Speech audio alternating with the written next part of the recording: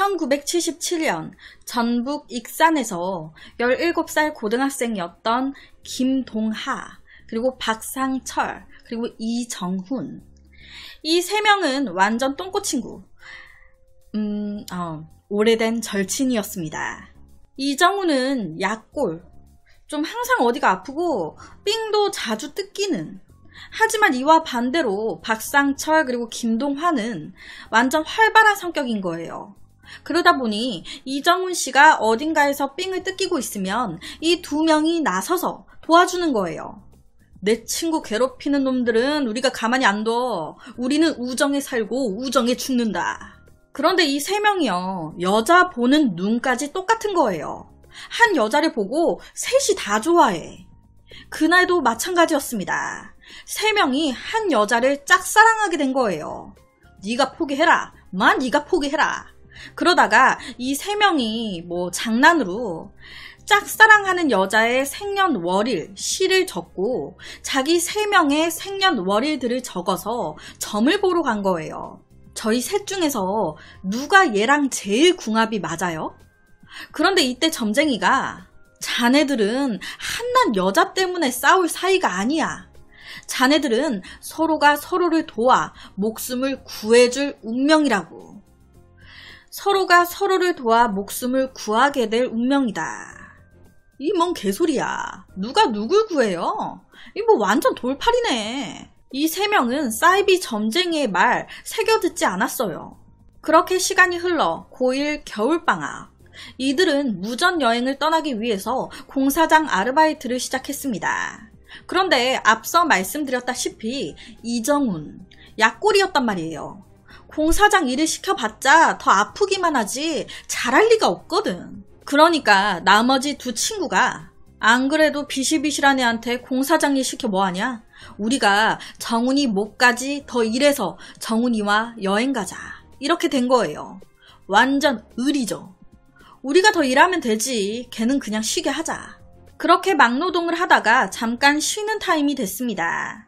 김동아가 잠깐 화장실을 갔다가 나왔는데 박상철이 헬멧까지 벗어놓고 어디 간 거예요. 엄마야, 얘 위험하게 헬멧까지 벗어놓고 어디 간 거야?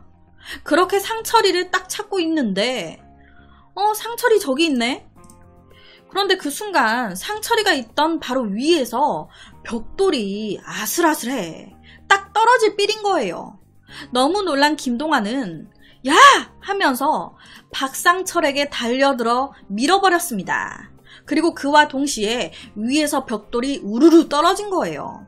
그렇게 공사장에서 동아씨가 상철씨의 목숨을 구할 때까지만 해도 이 둘은 그 점쟁이의 말이 맞을 거라는 생각은 전혀 하지 못했습니다.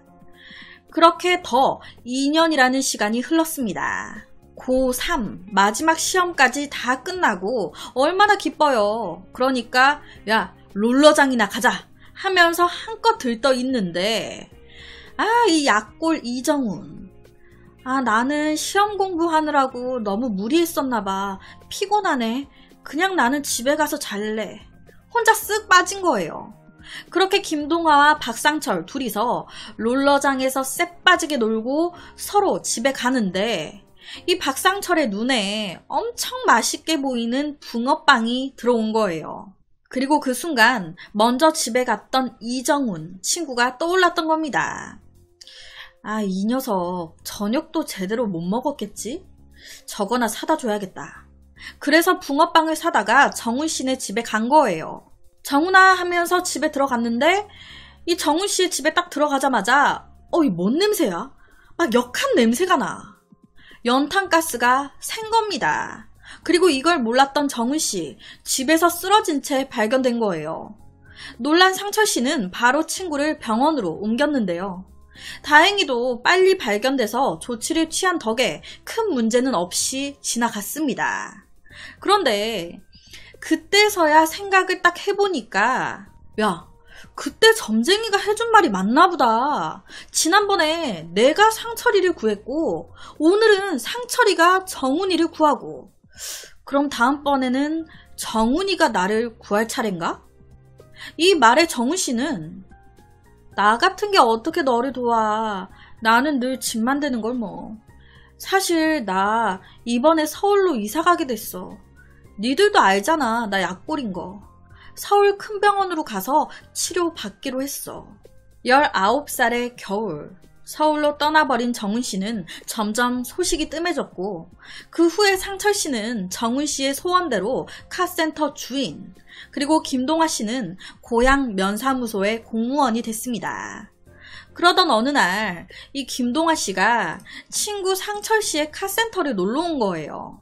야, 아직도 일하고 있냐? 퇴근 언제 해? 그런데 이때 상철 씨가 너무 바빠 죽겠어. 야, 잘됐다. 너 시간 좀 있으면 지금 이거 정비 끝난 건데 네가 시운전 좀 하고 와. 그러니까 아싸 좋지 하면서 동아 씨가 차를 끌고 나간 거예요. 그런데 와, 보니까 브레이크를 안 고쳐놨네. 아무것도 모르고 출발한 동아 씨. 횡단보도에서 사람이 지나가니까 멈추려고 하는데 브레이크가 안 드는 거예요. 당황한 동아 씨는 급한 대로 핸들을 꺾었고 그대로 정신을 잃었는데요. 그런데 이때 이상한 꿈을 하나 꾸게 됩니다. 꿈에 정훈 씨가 나온 거예요. 동아야, 일어나. 내 손 잡아. 일어나라니까? 동아야, 일어나라고. 그렇게 눈을 딱 떴더니 병원이네. 가드레일을 들이받고 기적적으로 산 거예요. 동아 씨는 깨어나자마자 옆에 있던 상철 씨한테 정훈이 어딨어? 정훈이가 날 살렸어. 무슨 소리야. 널 살려준 분은 저분인데 무슨 정훈이가 살려. 알고 보니까 쓰러져 있던 동아 씨를 지나가던 김씨 여성이 보고 살려준 거예요. 한동안 잊고 살았던 정훈 씨. 그런데 이 사건 이후로 이 두 친구는 궁금해진 거예요. 정훈이 이놈은 서울로 간 뒤로 연락도 없고 진짜 잘 지내고 있는 거야 뭐야? 그래서 이 두 사람이 수소문해서 서울에 살고 있는 정훈 씨의 집을 찾아가게 된 겁니다. 그렇게 집 앞에서 문을 두드렸는데 웬걸 동아 씨를 살려준 김씨 여성이 문을 여는 거예요. 여기 정훈이 집 아니에요? 당신이 왜 여기 있어요? 정훈 씨 집은 맞는데 알고 보니까 정훈 씨 엄마와 이 김씨 여성이 같이 살고 있는 거예요. 뭐야? 둘이 왜 같이 살아? 둘이 아는 사이야? 이 상철 씨와 동아 씨는 어리둥절해 하면서 어머니 안녕하세요. 정훈이는 어디 갔나요? 정훈 씨를 찾았어요. 그런데 이 정훈 씨의 어머니가 말씀하시길 4년 전에 정훈 씨가 죽었다는 거예요. 서울로 와서 큰 병원에서 검사를 받았는데 그때 뇌에 종양이 있다는 걸 알게 됐고 병으로 고생하다가 먼저 하늘로 갔다고. 그렇다면 이 김씨 여성은 왜 정훈 씨 어머니와 함께 지내고 있었던 걸까요? 이 김씨 여성이 정훈 씨의 친누나가 아니었거든요. 남남이었어요. 알고 보니까 이 정훈 씨가 사망하기 전에 자기 어머니한테 자신의 장기를 기증하고 싶다고 의사를 밝혔던 거예요. 그래서 사망 후에 장기를 기증했는데 그 정훈 씨의 장기를 받은 사람이 이 김씨 여성이었던 겁니다. 그런데 정훈 씨의 장기를 받은 이 김씨 여성이 동아 씨를 구했던 거예요. 죽음의 순간 동아 씨의 꿈에 나와 손을 잡으라고 소리쳤던 정훈 씨. 그리고 실제로 동아 씨를 살려냈던 이 정훈 씨의 장기를 기증받은 김씨 여성. 정말 그 점쟁이의 말대로 서로가 서로를 살려줄 운명이었던 걸까요? 정말 세 사람이 돌아가면서 죽을 뻔한 걸 살려준 거거든요. 이 이야기는 실제 사건이고요. 이걸 제보해준 사람이 바로 옆에 분입니다. 이분의 인터뷰를 그대로 말씀드리면 점쟁이에게 서로가 서로를 구할 운명이라는 말을 듣게 됐습니다. 실제로 죽을 뻔한 위기에서 서로의 목숨까지 구했습니다. 라고 얘기하셨어요.